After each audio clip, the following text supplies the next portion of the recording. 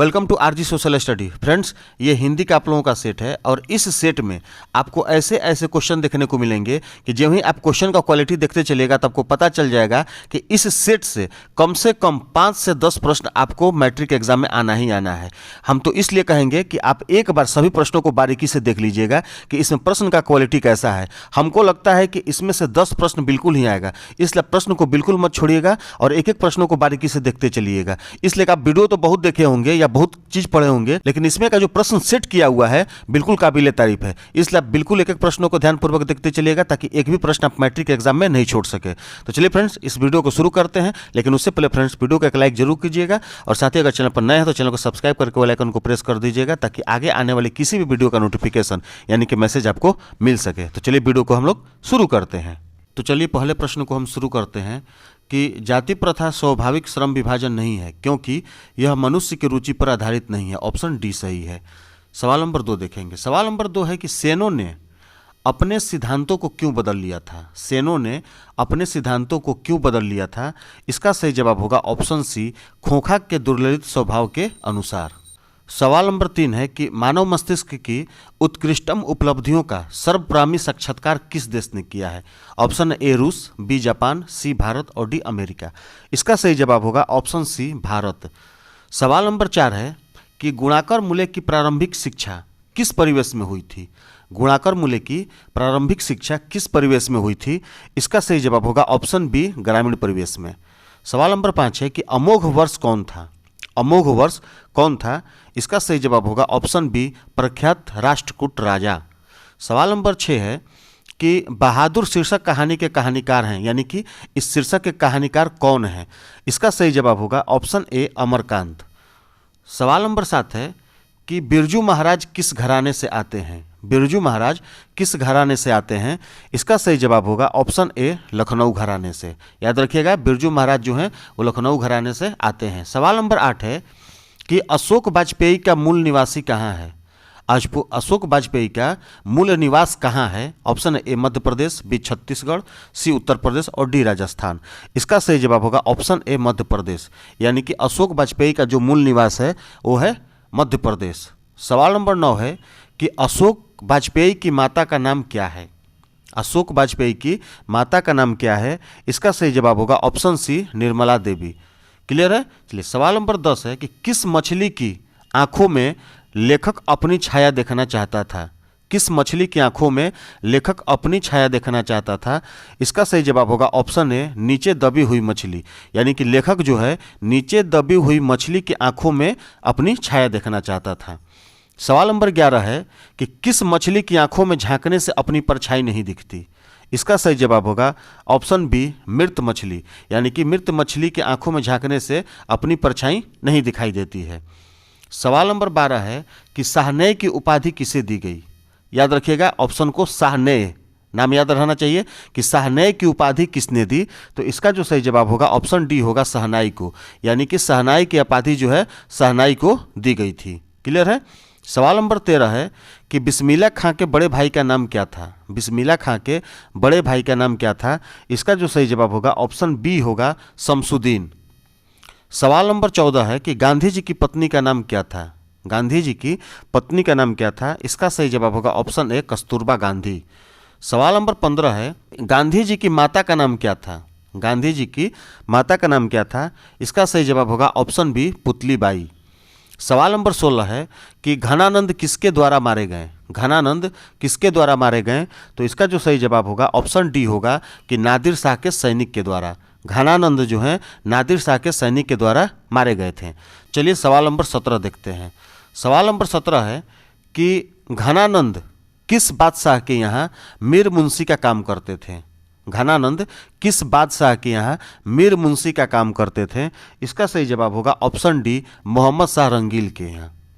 सवाल नंबर 18 है कि सबई विदेशी वस्तु नर गति रति रीत लखात। यहाँ खाली स्थान है, ब्लैंक्स है। कछु न अब भारत म दरसात, यानी कि यहाँ पर क्या भरा जाना चाहिए। चलिए यहाँ ऑप्शन दिया हुआ है। ऑप्शन में है जो कि राष्ट्रीयता, भारतीयता, मनुष्यता और आत्मीयता। तो यहाँ पर जो सही जवाब भराएगा बी भारतीयता। चलिए सवाल नंबर 19 देखते हैं। सवाल नंबर 19 है कि प्रेमधन जी किस युग के महत्वपूर्ण कवि थे? ऑप्शन ए द्विवेदी युग, भारतेंदु युग, भक्ति युग, आधुनिक युग। इसका सही जवाब होगा ऑप्शन बी, भारतेंदु युग की। सवाल नंबर 20 है कि गुरु नानक का जन्म स्थान क्या है, यानी कि गुरु नानक जी का जन्म कहाँ हुआ था? इसका सही जवाब होगा ऑप्शन बी, तलवंडी ग्राम। सवाल नंबर 21 है कि पंत जी के पिताजी का नाम क्या है? गंगादत्त, गंगाधर, श्रीधर, शिवदत्त। इसका सही जवाब होगा ऑप्शन ए, गंगादत्त, यानी कि पंत जी के पिता का नाम जो है वो गंगादत्त है। सवाल नंबर 22 है कि अज्ञेय के पिताजी का नाम क्या है? अज्ञेय के पिताजी का नाम क्या है? तो इसका जो सही जवाब होगा ऑप्शन डी होगा, डॉक्टर हीरानंद शास्त्री। अज्ञेय के पिताजी का नाम डॉक्टर हीरानंद शास्त्री है। सवाल नंबर 23 है कि कुंवर नारायण ने कविता लिखने की शुरुआत कब की? तो इसका जो सही जवाब होगा ऑप्शन बी होगा, 1950 के लगभग। सवाल नंबर 24 है कि आकारों के आसपास किस प्रकार की रचना है? प्रबंध काव्य, समीक्षा, कहानी संग्रह, काव्य संग्रह। इसका सही जवाब होगा ऑप्शन सी होगा, कहानी संग्रह, यानी कि आकारों के आसपास कहानी संग्रह प्रकार की रचना है।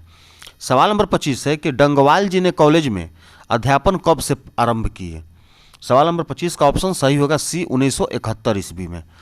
सवाल नंबर 26 है कि डंगवाल जी ने किस पत्रिका में स्तंभ लेखन किया, यानी कि शुरू किया या किया?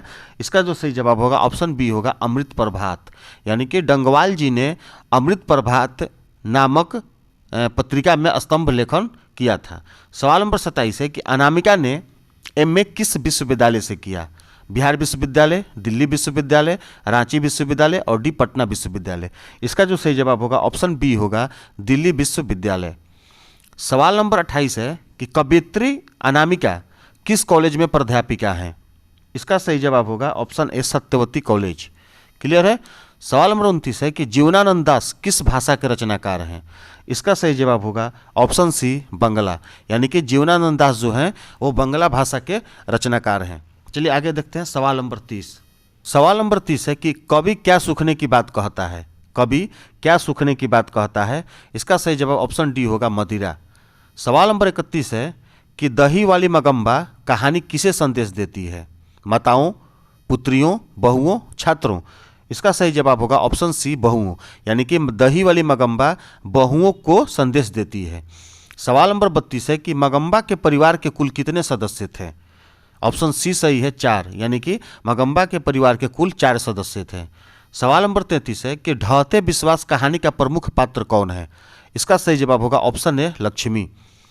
सवाल नंबर 34 है ढहते विश्वास कहानी में कहाँ के जनजीवन का चित्रण किया गया है? इसका सही जवाब होगा ऑप्शन ए होगा, उड़ीसा, यानी कि ढहते विश्वास कहानी में उड़ीसा के जनजीवन का चित्रण किया गया है। अब आगे बढ़ेंगे हम सवाल नंबर 35। 35 कह रहा है कि माँ कहानी में किसकी ममता का वर्णन किया गया है? पिता का, माँ का, पुत्र का, पुत्री का। इसका सही जवाब होगा ऑप्शन बी, माँ का। सवाल नंबर 36 है कि माँ कहानी का प्रमुख पात्र कौन है? लक्ष्मी, सीता, नगम्बा, मंगू।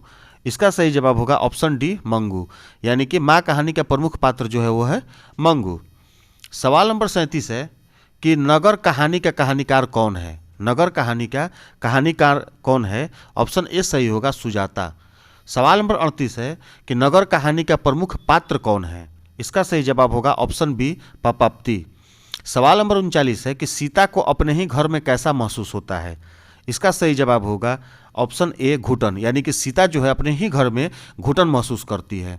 सवाल नंबर 40 है धरती कब तक घूमेगी शीर्षक कहानी का कहानीकार कौन है? इसका सही जवाब होगा ऑप्शन सी, सांवर दैया।